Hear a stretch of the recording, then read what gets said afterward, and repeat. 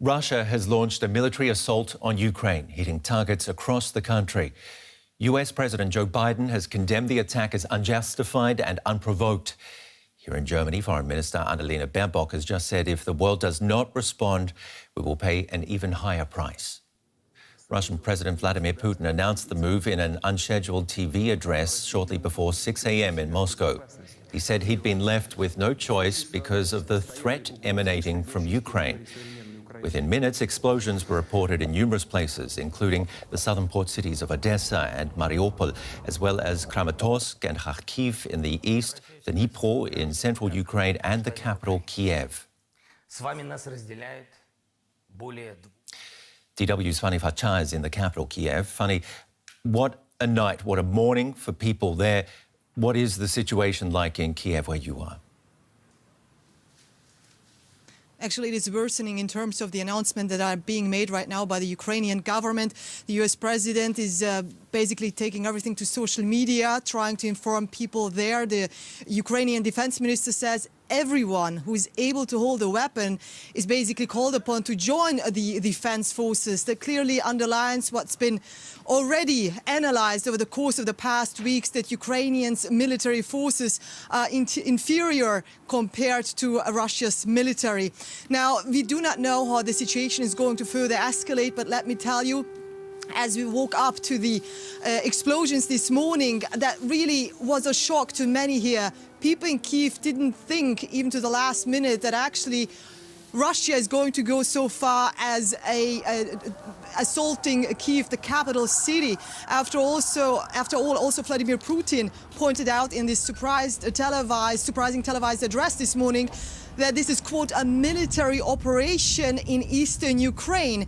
But it turns out there are various reports that explosions are heard in many parts of the country, shellings, and reports of people being injured and killed. Now, the problem is we cannot verify this information, so I'm not even going to talk about any numbers at this point, because as this escalation has entered a new phase, there are various accusations between Russian forces and Ukrainian government official military information. What is actually currently happening on the ground? I can only tell you, in fact, what I've been experiencing this morning, and that was a very, very critical situation. People here were packing up, trying to leave by car from the hotel where we are at this point. Also, we are hearing that there are a lot of people lined up at gasoline stations trying to fill up on gas, trying to leave to neighboring countries, Slovakia, Poland, towards the west. But we also hear at this point, if you're trying to leave Kyiv, it's in fact almost impossible to go towards the west. So much traffic has built up. Again, there are also people who are just staying put and are trying to inform themselves, actually, where is the nearest shelter when those sirens are going to go off again, likely as they did this morning, siren warning, or in fact telling people this is the time that you should look for your closest shelter. And these are similar reports that we're getting, Fanny, from our other correspondents in the country, also from family and friends, personal messages I've been getting from different parts of the country, central parts of the country, into Dnipro, for example, waking up to these explosions. Could you tell us, the Ukrainian president announced he was introducing martial law. What does that entail? Martial law is usually introduced in times of crisis that could be a natural disaster situation of conflict or a war. So what is happening is basically the natural way of things as they proceed in any democratic country, to say so, to implement martial law, by that also implying to the citizens here that this is not the time that they should venture out, but they should actually stay put, stay at home, stay inside, look for the closest shelter position, and just remain also calm, because this is actually the concern here, that people will start to panic even more. And then what? How can you secure critical infrastructure that is needed to protect actually citizens and to protect people from a increasing escalation? So military law, martial law rather, is implemented because it can no longer be maintained or guaranteed that the civilian government law that is in place normally can guarantee the security of citizens. This is when the military takes over, usually setting up checkpoints. We haven't seen it just yet here in the city center, but it's likely to happen. Military checkpoints, checking exiting streets from Kiev, checking people who are on the street. What documents do they carry? Are they actually supposed to be on the street? It's also a law by which the government can sort of make sure and impose that people do not gather, that they really stay put and stay at home. Exactly, and not be on the move. I was asked this morning about an 84-year-old man. How do we get him out of Ukraine? The problem is at the moment moving, and to stay put is the safest option, as you say. Tell us what else Zelensky has been saying today. Zelensky made clear what he believes is not just a military operation, as Russia's President Vladimir Putin announced early this morning, but he says he expects basically that Russia wants to destroy Ukraine. Now, these are, of course, very strong words. And people here are hoping on the ground that it's not going to go as far as a full-scale, full-fledged invasion of the entire country. Ukraine's President Zelensky wants to maintain self-confidence. In fact, the spokesperson of his presidency also made clear there is no panic in the presidency. Speaking to people on the ground, they wonder when somebody says there is no panic, whether that actually means there's going to be panic. But overall, what Ukraine tries to maintain, as they did also over the course of the past days, as the escalation started to enter a new level, to maintain that this is a democratic, independent, sovereign country, and they're not going to give up on any land. They will not have any foreign entity to take over here and rule this country. Now, we are not so far yet, but there is, of course, concern here on the ground, especially because so many things have happened over the course of the past couple of days that were highly unlikely, that at this point, everything is likely. Fanny, thank you very much for your reporting. The story itself is moving so fast. Let's have a listen in now to what the Ukrainian president has been saying. Dear Ukrainians, this morning President Putin announced a special military operation in the Donbas. Russia carried out strikes on our military infrastructure, on our border guards. Explosions were heard in many cities of Ukraine. We are introducing martial law throughout the state. I have had a conversation with President Biden. The US is gathering international support. Today we need each of you to be calm. If possible, stay at home, please. We are working. The army is working. The entire security and defense sector of Ukraine is working. I, the National Security and Defense Council, the government will be in touch. Soon I will be in touch again. Don't panic. We are strong. We are ready for everything, and we will defeat anyone, because we are Ukraine. Glory to Ukraine.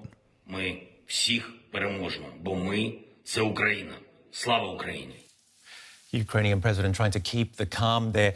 Fanny, back to you. Tell us more about the developments happening there and the mood there in the capital. Supermarkets are being closed. In fact, everything that is normally considered essential is closed, except gasoline stations. That clearly indicates for you that more, unfortunately, may come. And those people who decided to leave today, they do not want to just wait here and see what else to come. They really want to flee towards the west. So neighboring countries like Slovakia, Poland are expecting an influx of refugees actually from Ukraine. Really, as I'm saying all of this, even me, I didn't think just a week ago it's going to happen this fast, that here in the capital city, in Kyiv, people are going to have to make this decision about to stay or leave. Now, you have to know that the border with Belarus is just to the north, 200 kilometers from here. Ukraine said that the explosions, in fact, those that we have heard this morning, that was initiated from Belarus, but Belarus said they never participated in any military support with that regard or assault and support of Russian troops. This is the problem at this point. A lot of things are blurry in terms of who where things originate from, what we can see, of course, that the aggression from Russian troops is going beyond the region of Donbass, way beyond the border of Donbass. And the question really is just how far and how intense this, what's being called an invasion, is going to continue, and what that will trigger in terms of Ukrainians panicking, and what that panic actually means for security here on the ground. What it sounds like there is the development of an information war, the sowing of mistrust and confusion. Thank you very much for your reporting again from Kiev. And our correspondent Nick Connolly has arrived in the eastern town of Zakhnovshina, near Ukraine's second biggest city, Kharkiv. Nick, what's happening where you are? We've got Nick on the line. Well, this is a region that is very close to Donbass, about 150 kilometers from the capital of Ukrainian held Donbass, Kramatorsk, the site of lots of explosions today, and also about 100 kilometers away from Kharkiv, Ukraine's second biggest city that lies very close to that Russian border. I got off the train, the dawn was breaking, and you saw people just looking days and days and kind of confused with their phones, not quite believing that this was finally happening after weeks and months of headlines, that it all seemed a bit unreal. And then within a few hours, you saw people kind of getting their heads around the news and trying to react. People standing in line outside the banks trying to get cash out. I think the supplies of cash ran out pretty soon. Same goes for petrol stations, fuel for cars is a big issue. We've seen some Ukrainian military tech hardware out on the streets, some anti-aircraft, what seem to be anti-aircraft missile systems stations basically in the countryside outside big cities. I also spoke to some people from the emergency services, from the fire brigade, who were being called up to head to Donbass, saw them stocking up on food, petrol, and basically preparing themselves for, I guess, some engagements that they'd never really thought that as fire brigade servicemen and women or emergency they'd ever have to really confront. It sounds like a similar reaction to what Funny was just reporting from the capital, but of course you're so much close to where a great deal of the action is, Nick. I guess the mood there is one of much more urgency. Well, on the other hand, you have to remember that in small towns, people often don't have the resources, just their financial resources, to go anyway. The middle class citizens of Kiev are more likely to have dollars and euros and connections abroad and some kind of option to leave the country. Here, lots of people told me that they were just going to try their best to stitch it out. Although, people in small villages and towns don't have any particular bomb shelters to go to. They maybe have a cellar, but that's not really very deep and runs the risk of having their own house fall on top of them. So there was a kind of stoic acceptance of the situation. Some people telling me that they were annoyed with themselves that they hadn't stocked up on food or cash, as had been recommended in previous weeks. But no panic, as you heard plenty of people, yes, trying to queue, trying to get stuff, but not losing their nerve, not shouting at each other, keeping their calm. And I think that is just down to the fact that this country has been through war for 8 years. And especially here in this part of the country that is close to that Donbass region, has seen military casualties on a regular basis. This is not something people are seeing for the first time. Yes, it's on a far bigger scale. It's coming from all different directions, and that's going to be the biggest problem for Ukraine's forces to deal with those attacks coming from Belarus, coming from Russia north of Kiev and from the east and from annexed Crimea. Although, as we also heard, questions about the reports coming in, how much of that is actually Russian information warfare, an attempt to intimidate Ukraine with fakes. It's obviously very difficult to try and verify the video we're seeing online of various attacks to actually be sure that the locations are those that are being given. But certainly hours of extraordinary stress here in Ukraine, but no sign that average Ukrainians are really losing their heads and panicking for now. Nick, we've been reporting on the build-up of troops along the borders over the past days and weeks, and now we're hearing reports this morning of these explosions and incursions in various spots in the south, in the east where you are, also in central parts of the country and in the capital. Can you give us more of an idea of exactly what's going on? Well, based on information that is available to me online, and as I said, it's very difficult to verify, it does seem like there is a big offensive going on in Donbass, particularly in the Luhansk region. Ukrainian sources saying that the Ukrainian military was actually able to rebuff some of those attacks and regain territory being temporarily lost. Not verified. There are also some reports of Russian pressure coming near Kharkiv, Ukraine's second biggest city, 50 kilometers from the border. Some reports even of some Russian forces in Kharkiv, although that remains to be seen if that's actually up for it. Then reports coming from Crimea, annexed Crimea in the south. There are even reports of Russian military activity coming from the Black Sea in Odessa, another major city on the Black Sea coast, Ukraine's main port. It's all very difficult to verify right now, but it does seem like the jump to this is very, very widespread. Just to give you a sense of how difficult this is going to be, Ukraine has a 2,000-kilometer long border with Russia, and with Belarus it has a further 1,000-kilometer border. Now, we heard from NATO and the satellite images of Russian troops in Belarus on so-called exercises in recent weeks, and they're saying there are about 30,000 Russian troops in Belarus. The Belarusian border is very, very close to secure. This is a very, basically this is backyard, unless that border isn't demarked or particularly defended. So that is going to be an incredible source of vulnerability for Ukraine and its leadership, trying to keep operations in Kiev. I think this is kind of a campaign that no one really wanted to see coming. Everyone was expecting at worst an intensification of fire in Donbass, in the regions that have already been living with war for the past 8 years. But to see Ukraine, on the entirety of its borders under attack, that's something that no one really wanted to. Okay, Nick Connolly, we're going to have to leave it there. The line's starting to get a little fuzzy. Thank you very much for your reporting from the east of the country there on the ground. We're now joined by Artis Fabriks. He is the Defence Minister of Latvia. Welcome. Share some of your thoughts with us. What's going through your head when you see what's happening in Ukraine this morning? Well, in Latvia, in Hansestadt, Riga, in Baltic countries, of course, all our hearts and minds are with Ukrainians, because we understand very much what they are enduring now. Because what we know is that Russians are attacking Ukraine from three sides, which means from the land side of Russian-Ukrainian border, from the sea side of the Black Sea, as well as there are incursions from the Belarusian side, since Belarus is a part of already a Russian operative area.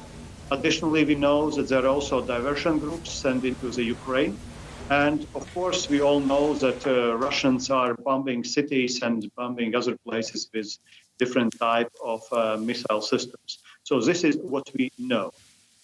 We also are looking forward very much to the discussions in NATO and European Union about the next steps which should be taken, because unfortunately our analysis in the Baltic countries, in Poland and Sweden and also in Washington appear to be very correct.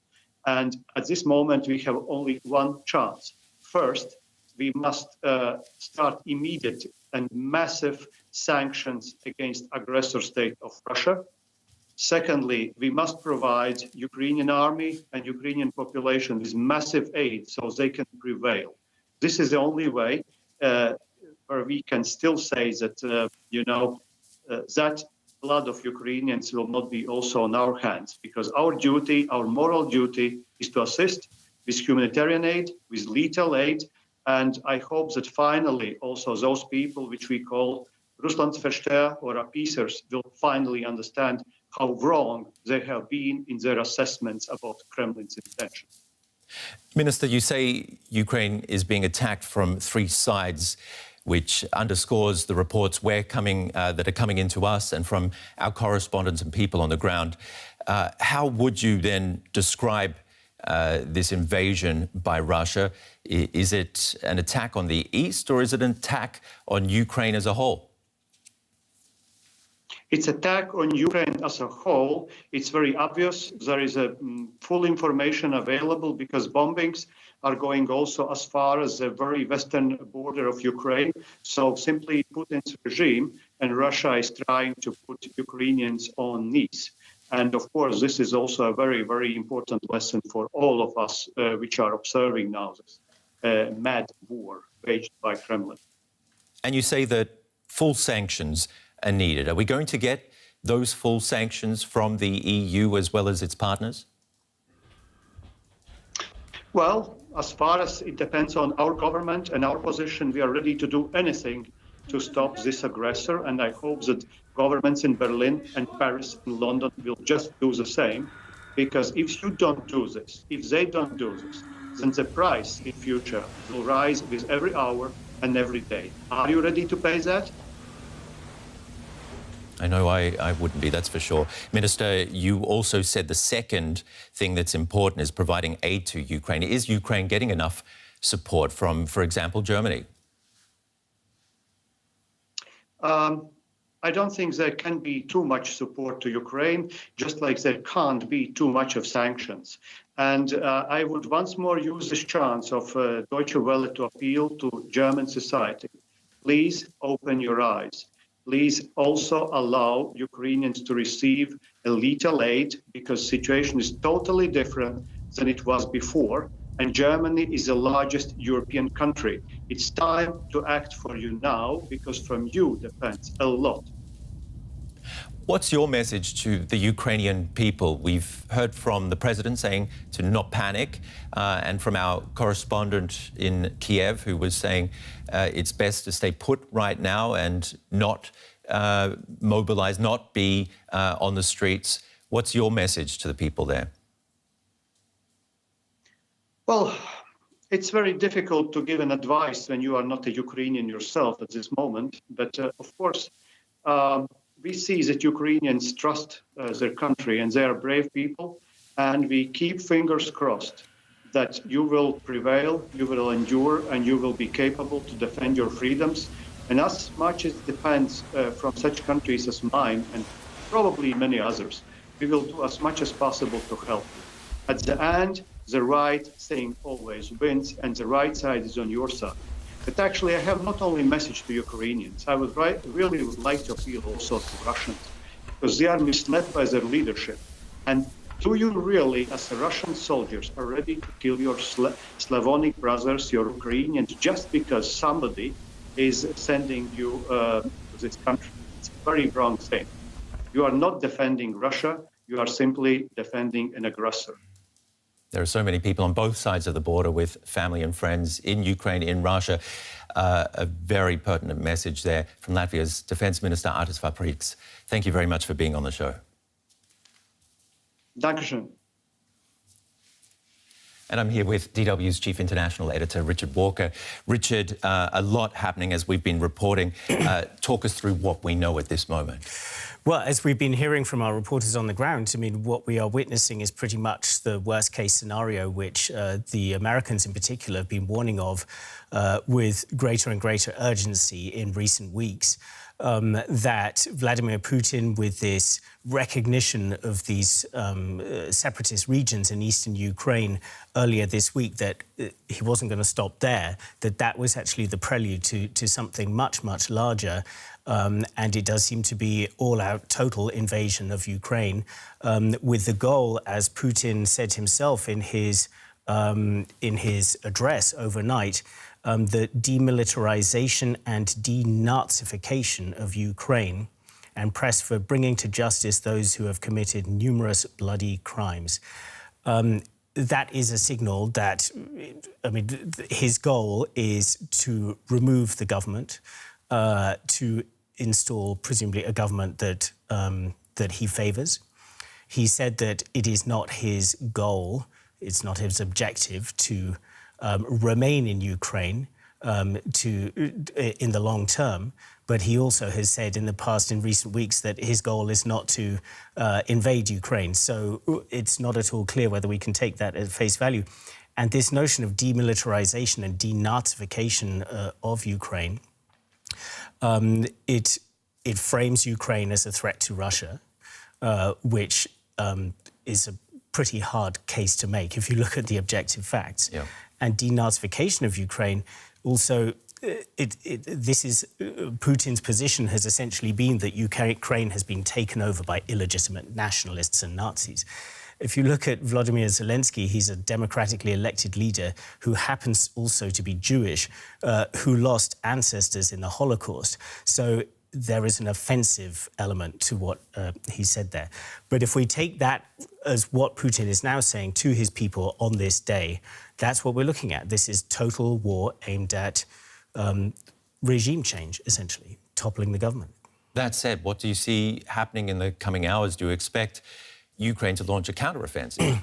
Well, Ukraine is already saying that it's fighting back, but it is, of course, it will be able to inflict some casualties, and it is claiming already to have shot down a number of Russian planes.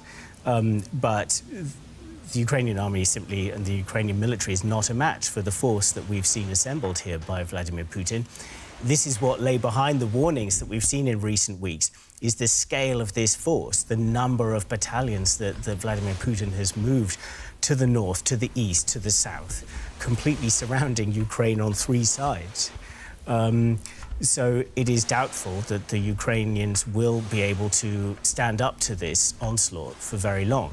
So then it becomes a question, essentially, of what happens next.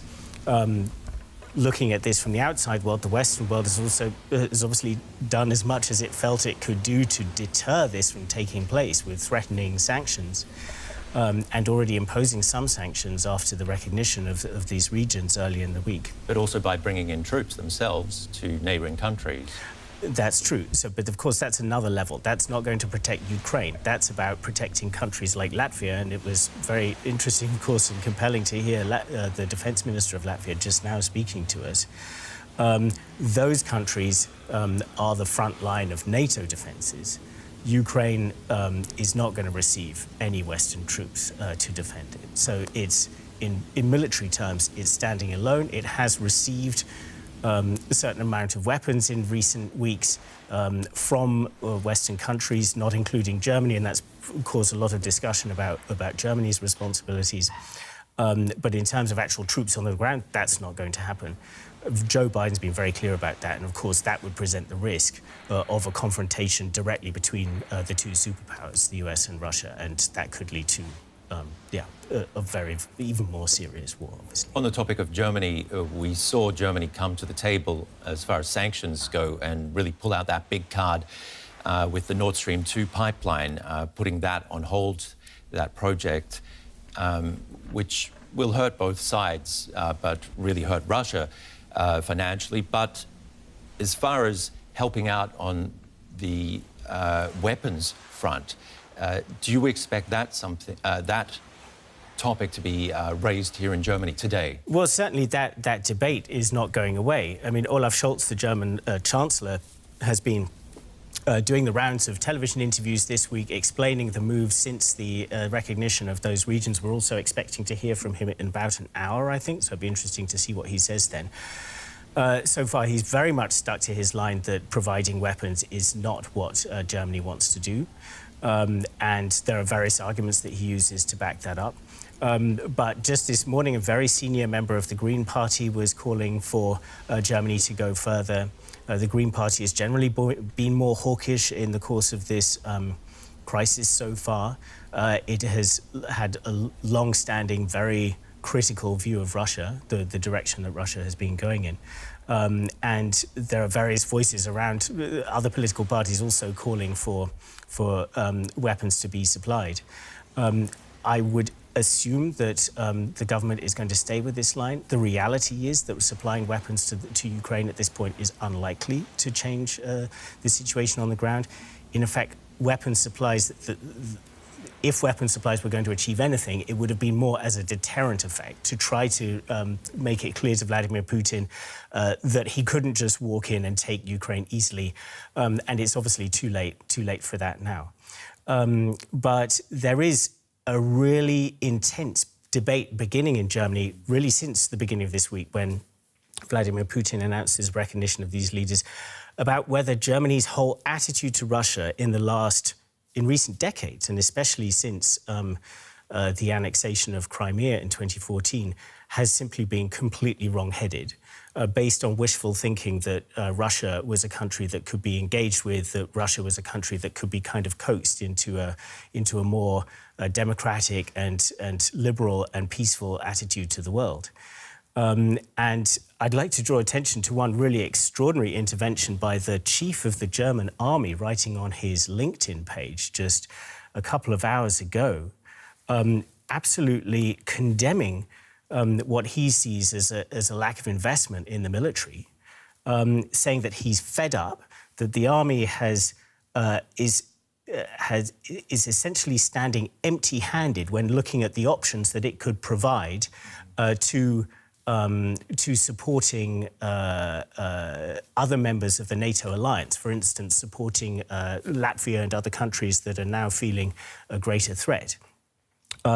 So a really extraordinary outburst there by the head of the German army, indicating that he views that Germany and German politics have simply underestimated the threat from Russia for many years now. DW's Chief International Editor Richard Walker, thank you very much for the analysis.